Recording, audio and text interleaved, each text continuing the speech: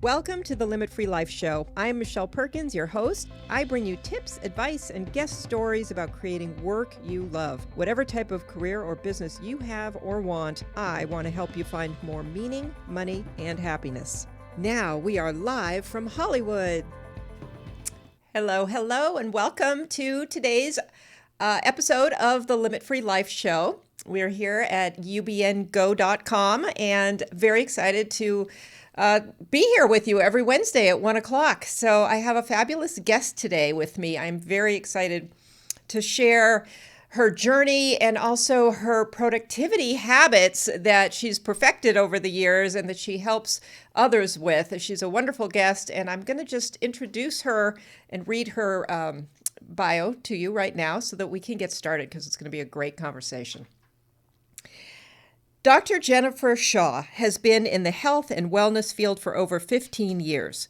She's a doctor of physical therapy, a keynote speaker for a billion-dollar international health and wellness company, and a sought-after yoga instructor with expertise in anatomy, alignment, and injury prevention. She helps her clients overcome emotional and physical blocks to reach their optimal health through the creation of simple habits that anyone can incorporate into a daily routine, utilizing her 90-day Get Healthy Now mind, balance, and body method. She's passionate about this subject because in 2009, she was struck by a car while riding her bike and lived through 8 months of pain pills followed by years of chronic pain. She uses her journey back to thriving as the basis of support for those she helps. So, Dr. Jennifer, hello, welcome. I'm so glad you're here. Thank you. I'm happy to be here too. Good. Well, this is going to be, I think, a really wonderful show on a lot of different levels, because this is the Limit Free Life Show. We're talking about gaining a more limitless life and how people can create careers they love and create the wealth that they need to support those careers and lives that they're so excited about that they're jumping out of bed in the morning on Monday. So there are a few things that you help people with. There are also some things that you've been through that I think have probably instilled in you the value of a limit-free life and getting back to having that. So if you could just share with us a little about your journey, I think that would be great. Yeah, absolutely.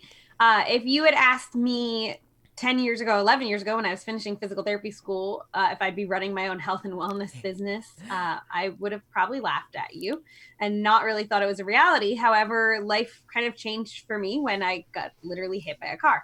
So I was 3 weeks into my career as a physical therapist. It was my third Monday, and I was riding my bike home from the beach. I always surfed in the morning, and then I would go get ready for work. And I was crossing an intersection I cross on a regular basis. And the woman in the intersection, she looked at me and then she looked back at the coffee shop and she saw me. So I was like, I'm good. I'm going to pedal.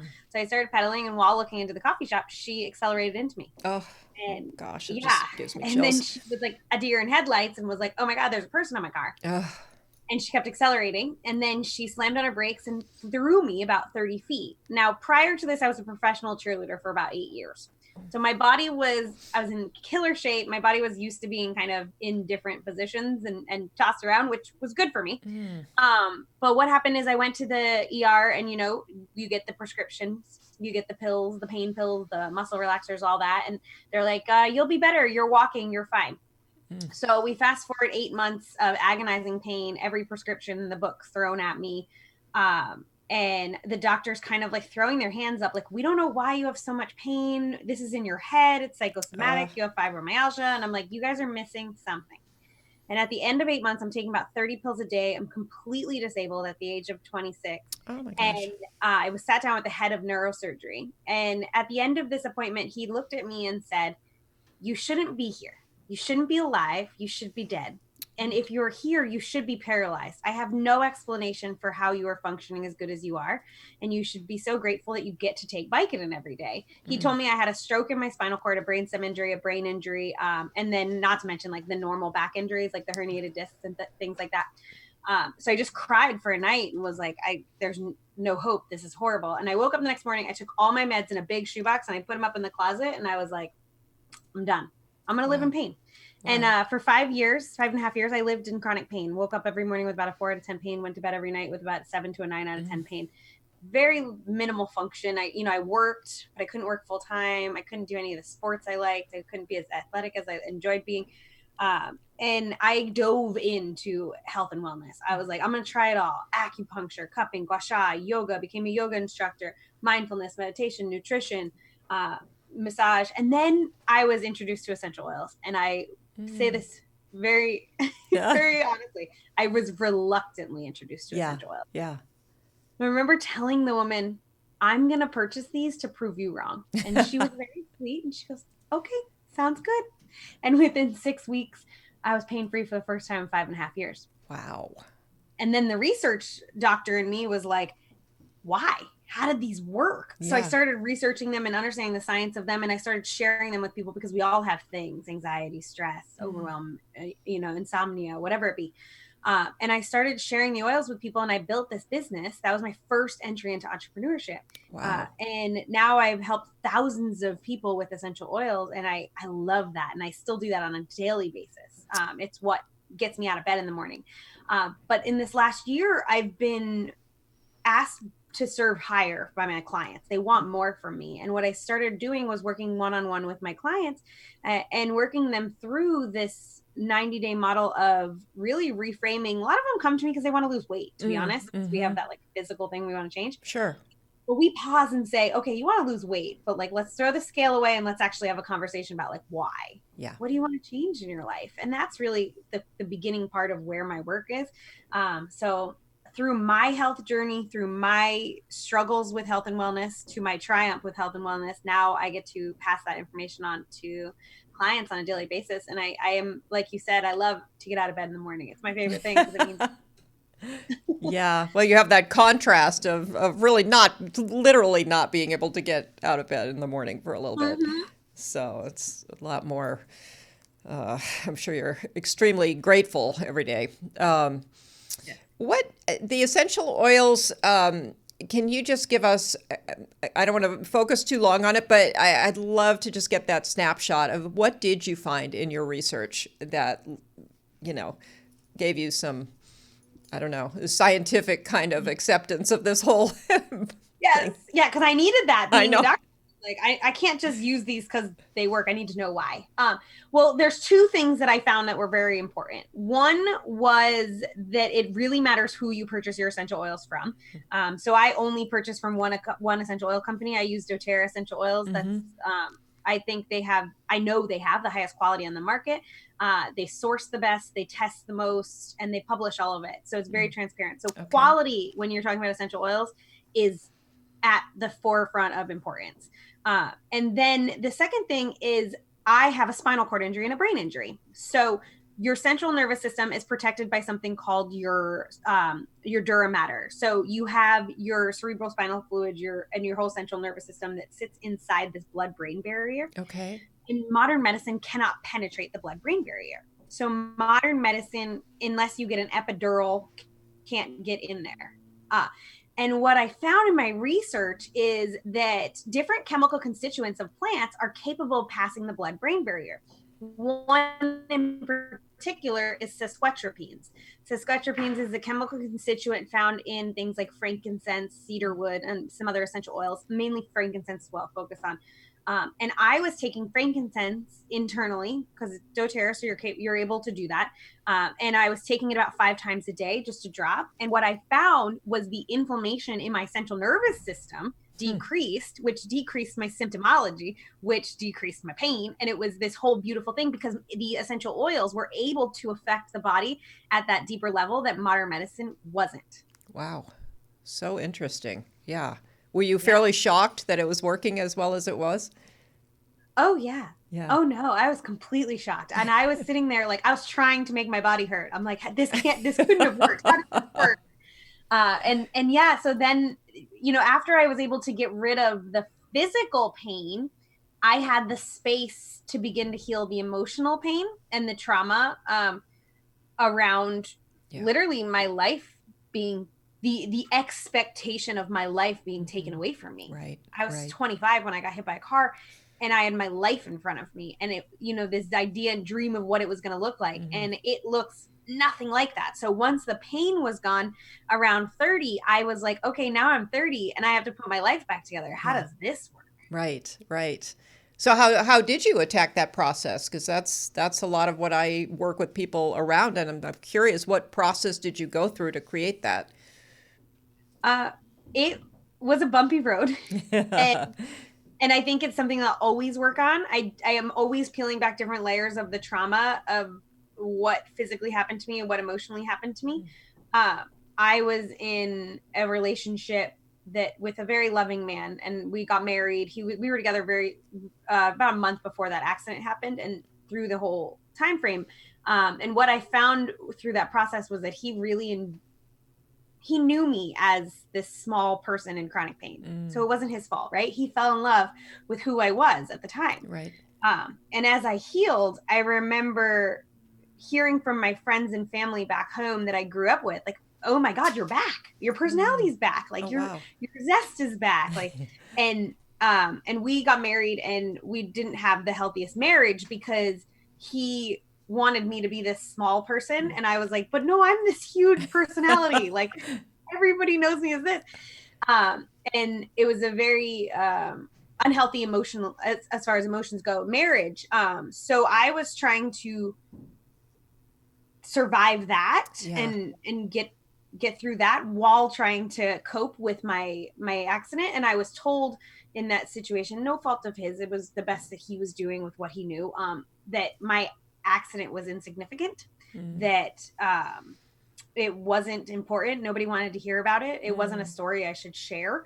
And that was really hard for me. So while I'm trying to like heal from this trauma, I'm being told not to talk about it. Oh, yeah. So that was a really big struggle. So I would say a year and a half ago, I left that marriage, and I would say the majority of my healing has been done in that year and a half, because Wow. now I can actually feel all the feelings and talk about them and share them. And I think for me, one of the biggest things that I think our society misses the boat on is sharing. We are taught Yeah. to take our traumas and keep them to ourselves. They're dirty, they're ugly, people don't want to hear about them, and that's just what people are that's our programming. Yeah. But I think the biggest part of my healing is communication and sharing my story with as many people as I can, and knowing that I was on the phone with a woman this morning for an hour who was in tears hearing my story and relating to it, and I was able to give her some tools to move forward and help her with her chronic pain. And I know my story needs to be shared. So the more I've done it, the more I've healed. So I think in Right. any situation, you're struggling with work, you're struggling with a relationship, you're struggling with financial goals, like health, whatever it be, like you need to communicate that with Yeah. people and you need to share it. And I think that telling that story has been the biggest part of my healing. Yeah, it's interesting because when you're in the helping business, like both of us are, we want to hear people's struggles and challenges. That's that's what we want to hear. That's what we need to hear. So we hear a lot of it, and so you almost lose the perspective that people are, not talking about those things. But you're right. I mean, out in the world, they're really not, and it is super important. I think, there are some, I mean, I fully believe that we're capable of so much as individuals. And the whole idea behind creating your career and creating your life and all of these things are so true. But there are limits. I mean, small ones. But when you're in chronic pain, that's a limiter, and at least that's my belief. Maybe you have a different belief about it, but to me, that is one of those things where you can't just say, go out there and do everything you've ever dreamed of when you're suffering and you're living with, serious physical or mental pain, and so that is one of the things that you really have to address first and foremost, obviously. So I love that that's what you're doing with people, and you are speaking with people about chronic pain and how to move past that. It's not an easy one. There's a lot of the medical community that isn't typically able to help with that in many cases. So, yeah. Any comments just on that whole, if you are in that situation, how to, I don't know, how to move forward. Absolutely. I think I do agree with you that when you are suffering with a chronic pain or chronic mental health condition, there are limits to it because you have to protect yourself and you have to know what you can function in. Like I knew I could only do laundry one day. I couldn't do laundry in the grocery store. That just wasn't feasible. Right? So Right. little things like that were actual like physical limits. Right. But then also when you're talking about the Western medical system, which if I got hit by a car again tomorrow, I would still go to the hospital, right? But a lot of times what you hear from doctors, especially somebody like me who has a spinal cord injury and functions better than most people, they're like, well, there's nothing we can do. Look at how good you're doing. Like there's nothing we can do for you. And that's always really hard to hear. And you'll hear that a lot, I think, from doctors where they're like, well, you're doing good enough, but who are they to tell you good enough? Right. Yeah. So I think one of the biggest things that I can say to you if you're struggling, and this is in any area of your life, health, wealth, relationships, if you're struggling and you aren't happy with where you are, it doesn't matter if your parents think you've gotten enough success or your spouse or, like you've checked all the boxes or your doctors are like, well, this is good enough, isn't it? It doesn't matter. If it's not good enough to you, it's not good enough. Right. Yeah. And my biggest piece of advice there is you are your biggest advocate. So go learn from a mentor, go learn from an expert, hire a coach, see a specialist, go do your own education or research on the different modalities out there or the different options that you can utilize in those areas.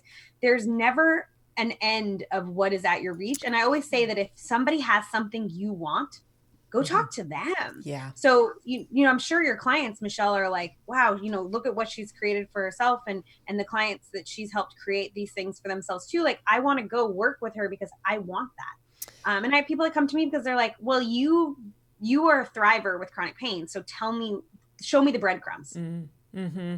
Yeah, I really love that. And it did remind me of people who are doing really well in life, but still want to transition. And people will try to dissuade them. They'll say, oh my gosh, you've got so much, you've been so successful. Why do you want to make a change? And they do want to make a change, but it's hard for other people to wrap their heads around because it looks good, And so that's a great point. I mean, it really isn't up to anybody else. It's how you feel about your situation, and you can always transition. You can always up level. Yeah. So we send a lot of contrasting messages. We say, go big and shoot for your goals. But then when you reach a place, people are like, oh, no, you're good. So it is a very interesting world out there, all the messaging. Absolutely. And one of the things that I think is so pivotal and powerful about what you do is that you do give people that permission to transition to a lot of times people will say something like, why do you want more? You have enough. Yeah. Like, Yeah. you make enough money. You Right. have a big enough house, like things like that. Maybe it's not that people want more. Maybe it's that they want different. Yeah, that's a great point. And that's what I think you help clients do in the business realm. And I help clients do in their health. They come to me because they think they want to lose weight. Well, they're going to lose weight if they get healthy. That's just natural, right? We're going to get to our healthy weight. But most of the time, they just want to feel different. They want to feel good when they get up in the morning. They want to feel confident when they get dressed. They want to feel like they can keep up with their kids. Right. Like they want to feel like they're not, maybe they have health ailments that run in their families and they don't want to, set themselves up to just follow those same tracks. They want to be different. And I think a lot of times the focus is on more, and we need to focus on the different. Different's okay. And different's wonderful to chase. And I think we do that in two different modalities with our clients, kind of in a very similar way. Yeah. Yeah. I love that. It's perfect because you're right. And we don't usually define it that way. But yeah. Great observation there. I love that. So you are a believer in habits, and you're kind of an expert on habits. And how did that happen, and how does that factor into your work? Yeah, absolutely. I found through myself, my health, working with my clients, just watching people that are successful, everything comes down to habits. And your habits will make you or break you depending on what they are.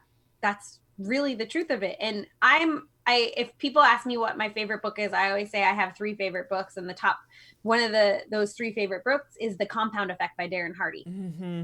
Yeah. And he speaks about that concept of it doesn't have to be a huge change that you make in your life. Like people do this with health. So I want to lose weight. So I'm going to join the gym, go 6 days a week, 2 hours a day, eat nothing but bland, boring food, never drink, never have desserts, and like never do anything fun because I just want to lose weight. So I'm going to like do it all. Right. That doesn't work, right? So now the difference would be maybe that person goes and loses 10 pounds in the first month, but then they find that 10 pounds 3 months later because all those habits slipped, right? Because they weren't really habits. So I find that if we go and we actually create sustainable habits, like maybe you drink enough water each day. Maybe you get 8 hours of sleep a night. Maybe you eat within a 10-hour window. That's what the research is showing is the most optimal window to eat in for disease, weight loss, energy, all the things. 10-hour window. You make those 3 changes. Those are the first 3 changes I make all my clients make. Wow. Okay. Let me hear those one more time. So. Oh yeah. So drink enough water. We can dive into these. Okay. Drink enough water. You should drink minimum half your body weight in ounces. Okay. Oh. Wow. So you'll see that research out there and everybody says half your body weight in ounces, half your body weight in ounces. Great. Now, if you sweat, if you eat salty food, if you drink sugary drinks, if you drink caffeine, you need to increase that water. So I say drink your body weight in ounces. Wow. Okay. Jeez. Now, most people have that reaction. I would say maybe 1 out of 10 people I talk to drink enough water. Yeah. Now, one of the side effects of drinking enough water, a couple of the side effects of drinking enough water, your skin's going to glow. You're going to have more energy. You're going to sleep better. You're going to see weight start to fall off. Your digestive health is going to be better. You're going to be more regular. I mean, your body craves water. We're mostly water, right? Yeah. So, all great side effects. That's fun. Yeah. Right? Yeah. Right? So huge things that you can do, changes in your body just by drinking enough water. So number 1 thing I do with my clients is we integrate drinking enough water. Okay. And that the hardest part in the beginning for my clients is the accountability. I'm on them every day. How much water did you drink? How much water did you drink? How much water did you drink? And we put different systems in place for them. And it's so powerful. But then once we get past the water, you need 8 hours of sleep. I don't care who you are. I don't care. Oh, that's my hardest one. I shoot for 7 and I almost never make it, but yeah. They say 7 to 9. 7 to 9 is key. Did you know that getting 8 hours of sleep a night is more important in weight loss than what you eat? I have heard that. I'm also hearing lately that lack of sleep may contribute to dementia, Alzheimer's, things like that, which is the one that's the one that's freaking me out the most. Oh yeah, it runs in my family. So I'm very aware of that. A lot of the things I do are to hopefully prevent that from being my future. But yeah, 8 hours of sleep, your digestive system is healing if you eat properly, which we'll talk about in a second. Is healing during that time. You are recovering from your workouts and just your wear and tear on your body throughout the day. So joints are recovering, muscles are recovering, your brain is recovering. Yeah. So your neurological system is getting its quiet time and getting its relaxation, so it can be ready for the next day. So you can be more clear-minded. So powerful to get that sleep and let your body function how it's supposed to function. So I am a firm believer in working backwards. When do you need to wake up? You need to wake up at 6. Well, we need to count back and make sure that not only are you having 8 hours of sleep, but you have to have an hour or an hour and a half before to unwind. I know I know that's the tricky part is you've lost your whole night right there. So life is full of choices. Yes, right? Absolutely. Yep. So most people like say, well, I have to watch my TV show. I'm like, I don't even know how to turn on my TV. Yeah. I don't own one. It's my roommate's TV. I don't own a TV. I watched a movie and a half in the last 2 months. And I'm like, that's the most TV I've watched in probably a year. Yeah. So, it's all full of choices, right? So what are we going to do? What choices are we going to make? And we have to start small with that, right? Yeah. I can't just, again, come in and say, you're going to get 8 hours of sleep, so you're never going to watch TV again. And you're going to watch. Yeah. We can't just change things that drastically. So at first we're going to start to incorporate just a better nighttime routine. I always equate it to this. My niece, who's almost 4, has a killer nighttime routine. It is on point. It starts at the same time every night. Yeah. It is the exact same. So why do toddlers get a perfect nighttime routine? Yeah. And then we're adults and we're like, forget about it. We'll flop. That's very true. Yeah, that's great. Working backwards and really seeing if you can reverse engineer that sleep and get that 8 hours.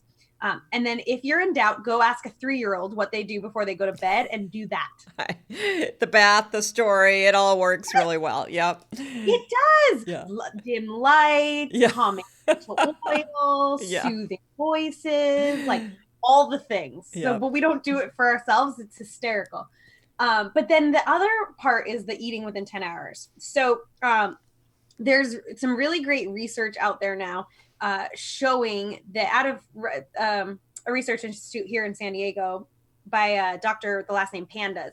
And the research shows that eating within a 10-hour window improved weight loss, energy, fighting off diseases like diabetes and things like that. It's really powerful research. And there's a lot out there for the intermittent fasting, eating an 8-hour window. I always say 8 to 10-hour window. Find your 8 to 10-hour window and eat in that. And now make sure that you're reverse engineering your day from there. So you know that you're going to try to go to bed at 9. Okay. So you need to stop eating by 7 at a minimum, because you need to give that body the time to digest, right? So let the body digest the food so you can get a better night's sleep. It's in research that if you go to bed on a full stomach, your body is not going to rest the way it should because it's working. Okay. So you need to give it that time. So then you can reverse engineer from there. What's 10 hours and when should I start eating? Okay. Wow. So, yeah. Interesting. So those are the 3 habits that I always start with. Yeah. And then with that being said, they say a habit it becomes a habit after 3 weeks. It becomes a lifelong habit. It will not change after 3 months. Okay. Wow. That's great. And what do you find, where do people have resistance with these habits, or do they, do they jump into these and they happen easily for them? I don't find that with clients on my end. Yeah. Yeah. Everyone's different. It's funny. I layer it on in 3 separate weeks. So I'm like, we're going to do these 3 habits. Which one do you want to tackle first? And by giving them that control. Yeah. Yeah. Okay. I think that helps. But every client has a different one they struggle with. Every client. So one client will struggle with the 10-hour window. One client will struggle with the water. One client will struggle with the sleep. But it's different for each person. And it has to come back down to, so I love this quote by Stephen Covey. So he's the author of the 7 Habits of Highly Effective People. Incredible. Everything he does, I think, is incredible. Yeah. But you have to decide what your highest priorities are and have the courage, pleasantly, smilingly, non-apologetically, to say no to other things. And the way to do that is by having a bigger yes burning inside. So prior to even incorporating these goals, I work with all of my clients on creating their why and their vision. What do you want in life? Right. Right. What do you want your perfect day to look like? Who's in it? What are you doing? How are you making an income? What impact are you leaving? What's your legacy? How do you feel when you wake up in the morning? How do you feel when you look at yourself in the mirror? All of these things, we get so clear on that so that when I tell them, it's time to start sleeping 8 hours a night and they have all the excuses, I'm like, go back to your vision. Yep. Go back to your why. Is it strong enough? Because if it's strong enough, you'll make the changes. Yeah, I love that. That's exactly the same when your business gets tough and you're struggling and you're losing the inspiration and the enjoyment in your business. You always have to go back to your why. Go back to the vision, and if the vision isn't good enough, then to maybe rework the vision and reconnect with that. Why am I doing this in the first place? And I have to do that too on a regular basis. But it's very grounding to go back there. There's so much going on, and there, like you say, so many distractions, so many interruptions, so many challenges, so many new ideas, so many actions that you're taking. And I think it's a really important point to go back to that and to have that in a place where you can see it, maybe written down in front of your face so that you can remember it, because it is interesting how easily we can sort of forget about our why and not connect with it. And, we need that. So it's kind of the grounding force. Absolutely. But I love that. And I love, it's important no matter what you're trying to do, no matter what transformation you're trying to have. So, it's great to point that out, because it's a different area of focus, but similar concept. Yeah, So, absolutely. And it's so powerful. I always say with the vision and like printing it out, like if you're struggling with watching TV at the end of the night so you don't get to bed in time, mhm. tape it to the front of your TV. I love that. You if you're the one that eats late at night, tape Yeah. it to the front of your fridge. Yeah. Like guilt yourself. It's Hmm. okay. Yeah. Where are you gonna see it? You gotta hold yourself accountable, Yeah. Yeah. right? So There's true. a coach is going to be able to help you along the way, and I hold my clients accountable, but I can't be there at 10 o'clock at night when they go to reach for the ice cream and Snickers. Right. Yeah. No, that's fantastic. And so, when people come to you, are they are they looking at this thinking, wow, habits, that's not, I don't need new habits. I need something else. Or are they pretty accepting of the idea that habits are kind of the crux of the issue? So they don't know that when they hire me, that habits are the crux of the issue. Many of them know that I preach quiet habits, right? Yeah. Like that's like my platform and just what I teach. Mm-hmm. And because here's the thing is people see me and they know that I have a spinal cord injury. I was actually funny. I posted a video of myself doing acro yoga with a friend the other day, and he said to me, he's like, I don't understand. I post a video and one person comments on it, and you post a video and you get like 25 comments and 300 likes. Why is that? And I said to him, I was like, first off, I'm a girl, but no, that's really not it. But no, second, really what it is most of the people that follow me on social media know my story. They know that I was broken. They know that I was, a little overweight because I was in chronic pain because I couldn't work out the way I wanted to. And now they see me as this person who is in shining health. I mean, I am the healthiest I've ever been. Wow. On the outside, yes, I look super healthy. I have the six pack and the muscle definition and all of that, right? But also like energetically, they see my spirit and they see how big I am and they see how happy I am. And they've seen that transition. Right. So they've seen me go from small broken Jen to like I was thriving, broken to thriving, and thriving even more than I was prior to my Yeah. accident. Yeah. So it's that journey that people follow, and then people come to me because they're like, "Hey, you did it, Yeah. so Yeah. why can't I?" Right. It's not me standing on some high horse being like, "I've been fit my whole life. You can do it too." Like I'm sitting here saying, like, I was broken, like Hmm. literally broken, physically and emotionally broken, and now I am emotionally, spiritually, and physically the healthiest and happiest I've ever been. So Wow. come, I'll show you the tricks. Yeah. So it really gives anybody hope that they can rework their life as well. What about mindset? What would you say about some of the mindsets that you either had to adopt or have the ones that have helped you along the way as you've been building your business and changing your life? Yeah. I actually was having a conversation about this the other day. I think it's very interesting. The mindset work never ends. Yeah. Because as we hit higher limits and we try to push our business to the next level or our health to the next level, um, those things crop back up Yeah. and they come back to us, and we need to get a bigger vision. We need to get a clearer mindset. We need to find a larger feeling of worthiness than we've ever had before because we're up leveling. Right. And if you're not up leveling, like you're going backwards. Like you need to keep moving in the forward direction. You need to keep that Right. momentum going. And one of the biggest things for me that changed my life as I was healing from this accident, and I read it after my pain was kind of on its way out, and I was Okay. doing a lot better. I read The Big Leap by Gay Oh, Hendricks. I love that book. Yeah. Yeah. That's one of my top 3 favorite books. Yeah. Me too. Love that book. And I do think everyone could benefit from reading it because it talks about how our mindset is really a continual job. And we have these upper limits that are put in place before we even realize it, when we're children, when our parents are telling us money doesn't grow on trees. What do you think? We're made of money.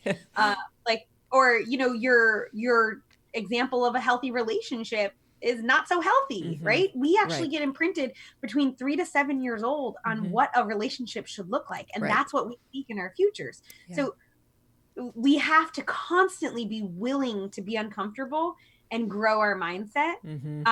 And we have to constantly be willing to pause and check in. So one of the biggest habits for me that has absolutely changed my mindset is my meditation practice. Yeah. Yeah. And I meditated regularly, a couple times a week, for many years. But now I'm like regularly a couple times, because now I look back and I'm like, oh, that is just not enough. Yeah. Not enough. So I meditate now at least once a day, usually twice a day. And there's all different kinds of meditation practices you can do. This is one of the things I coach my clients through, helping them find the meditation practice that's right for them. But getting clear on that mindset. Okay, so this concept was from a different book about the chakras, but we wouldn't eat dinner on a dirty plate from yesterday, right? So Yeah. why are we willing to start the next day on a dirty mind from the day before? I love that analogy. That's so good. Yeah. Right? Yeah. So true. powerful. And it's so true, because we need to clear the mind. We need to pause. We need to breathe. We need to just sit. And I ask, just like I'll ask people, like, do you drink enough water? And people are like, what? Why do you ask weird questions? I'll ask people this too. How comfortable are you being alone in silence? Yeah, good question. And most people are not. No, most people are not, especially now. I mean, even if you're alone, you're not alone, because you're connecting with people on social media or whatever. You're never alone. I mean, you're on your phone. You're standing in line at the grocery store. You're on your phone. Yep. You're making eye contact.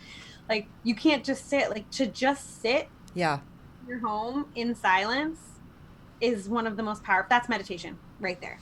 Yeah, I love that. And I was on my mastermind call with a group that I'm part of yesterday, and one of the girls in there teaches meditation. And we were discussing some problems, and she mentioned that the answer will be found in the stillness, and there'll be a voice in the stillness that will help you with this problem. And I thought, wow, that's so. First of all, it was beautifully put, and second of all, it's so true. So if you never have an opportunity to be in that stillness, you lose a lot of the opportunity for the answers that you need. So it's really important. Yeah, to tune in, to find stillness, to find quiet, and to listen to your body. Like, your intuition, your gut, it's telling you all the time that a relationship is unhealthy for you, that a food is unhealthy for you, that a work situation isn't the right. If you have a panic attack at work every day, I hate to tell you this, your job is not right for you. Right. Yeah. Your body's telling you these things, and we ignore it, and we mask it with, I must need more medication, or, it's like, or it's just that boss, and if he just leaves, then it'll all be great. Okay. Yeah. It's always that if then, right? Yeah. Like, if I make more money, then if I meet the right guy, then I'll be happy. If I if that boss leaves, then my job will be good. Like, that's not how it works, right? So, and it's tapping into that intuition, tapping into that silence, and that's something that I've really dove into. I've always had a practice, but in the last year and a half, it's been like I've gone to the dark depths and like pulled out things from childhood and like worked on it. And you don't have to go that deep in the beginning. It's just really about, pop up. Like, there's some really cool apps. I got to pull up the name of it because I'm going to forget and butcher it. But Oak is a free meditation app. Oh, interesting. And it's got simple meditations. Insight Timer is another free meditation app.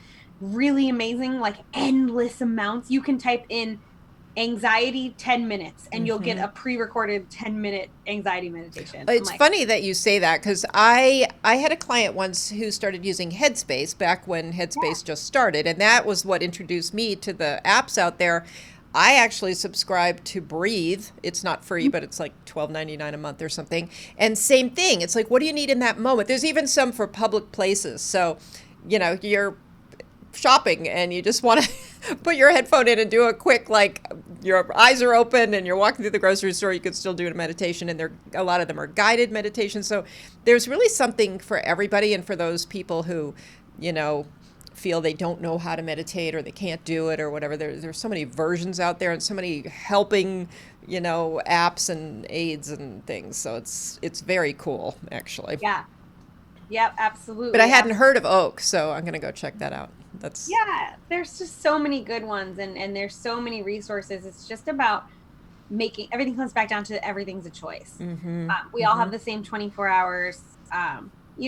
One of my clients has 7 children, is a pediatrician, runs a 6-figure health and wellness business, is a wife, and homeschools her 7 children. Wow. Like, if girlfriend can find time to get 8 hours of sleep, you can to. Like, Yeah, it's so true. And she does, huh? She, well, we're working on it. She's getting yeah. better at it, right? That's her struggle. And she's like far better than she was. I'd say, she gets there like 5 to 7 out of 7 nights, whereas, Hmm. before it was like 0 out of 7. So we're making progress in the right Yeah, direction. But right. it's just the idea of we all can come up with as many excuses as we want. Hmm. Um, but really deciding to change a habit is just that. It's a decision. Yeah. And you need to stand strong in it. So, I made some big decisions in my health in the last 6 months. I cut out alcohol, I cut out gluten, I cut out dairy. I've incorporated back in some like high quality dairy, but and my friends and family are like, how do you do this? This is so hard. I'm like, no, it's not. I made a decision. I feel better. This is my choice. I'm standing in it and I'm Hmm. confident in it. So Yeah. whatever your decision be, maybe your decision is just that you're going to drink enough water. Hmm. Like, then stand in that. Carry your water bottle around with you. Mine doesn't leave my side. If Yeah. I'm leaving my house for more than 2 hours, I'm bringing 2 water bottles. Yeah. Yeah, I love that. And I think habits are interesting because I did an exercise this morning in a workshop, and we were sort of brainstorming. Everybody was sort of talking about what habit would help them. And we ended up with this big, long list of habits. And I looked at them all and I thought some are easier than others, but they're all learnable. There's nothing on there that is like you have to have some natural talent for this. Mm-hmm. Every single one of them could be learned. Then, like you say, with a decision that you were going to incorporate that in your life, and if you don't know how to do it right now or you're not very good at it, it can be learned. So, Yeah. And if you had asked me 5 years ago to cut out dairy, gluten, and alcohol all at the same time, I would have laughed at you yeah, because yeah, that wasn't where I was. Right. So you have to right. recognize where you are. Maybe your thing right now is to drink enough water or Hmm. maybe to eat in that 10-hour window. Yeah, And I always frame it this way. Everyone thinks they need to make all these changes all at once, yeah. but you are given 52 weeks in a year. It's a lot of Hmm. weeks. Yeah. Now imagine every single week you incorporate a new habit. Hmm. Hmm.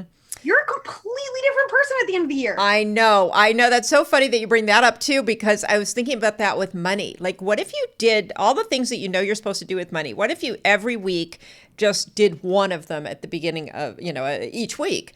Oh my gosh, at the end of the year, you're a completely different person with your money. So it's very cool. I love that actually. I love the idea of doing that with your health and doing that with your money, actually.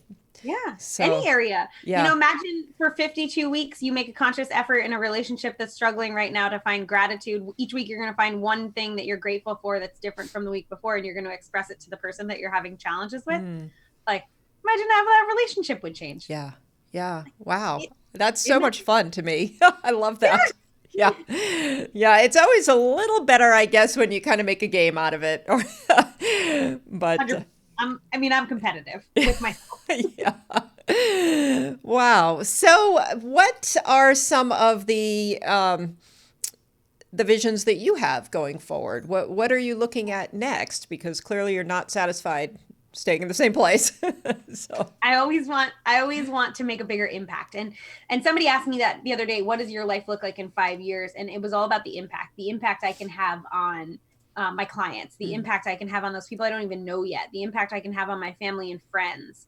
Everything is about the impact I can have. And I want to make a larger impact. I want to travel the world, experience the world. And I want to share my story and my passion on larger and larger platforms and mm, just get to more and more people so that people can feel empowered and know that just because they were told something by one person, whether it be a spouse or a family member or a doctor, it doesn't mean it's true. It can only be true if they take it inside of their own hearts and believe it to be true, because whatever you believe to be true is the truth, right? right, right. Yeah, so important to watch all that outside input and to just, again, connect with who you are and what you want and how you want to feel and use that as your filter while other people are throwing ideas at you, I think. Yeah. Yeah, absolutely. And it always comes back to this for me is we kind of said this at the beginning, but And Brene Brown says it really well. Like, don't take advice from people sitting in the cheap seats. You know, Yeah. you only take advice from people that are in the arena with you doing the work. Yeah. And for me, I am constantly coming back to, is that person's opinion pertinent to me? Mm-hmm. You know, does that opinion weigh in the decision I'm making? Because I'm in this phase right now of up leveling my influence. I'm about to launch my YouTube channel, and there's going to be some incredible value on there. And I'm launching a new podcast, and just I'm literally taking my comfort zone and just like tearing out of it and saying, okay, here we go again, next level.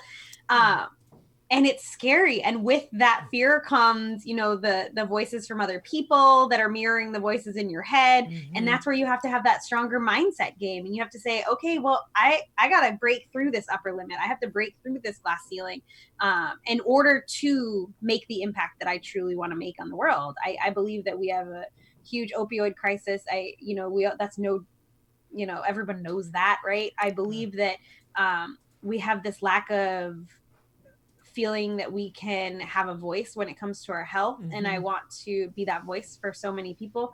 And I want to be the voice and the permission for people to ask for more in life, to ask for different in life, and just change, like step out there and say, yeah, I checked all society's boxes, but they don't work for me. That's okay. That's beautiful. Well, thank you for doing this work. And I think, you know, it's wonderful that you've overcome such a difficult challenge and that you're now giving back in this way. So I know you're giving as well to our listeners. And so if you want to just mention how people can get in touch with you and contact you for, to get help from you or just to meet you in some way. And also you are, you have an offer for the listeners of today's show.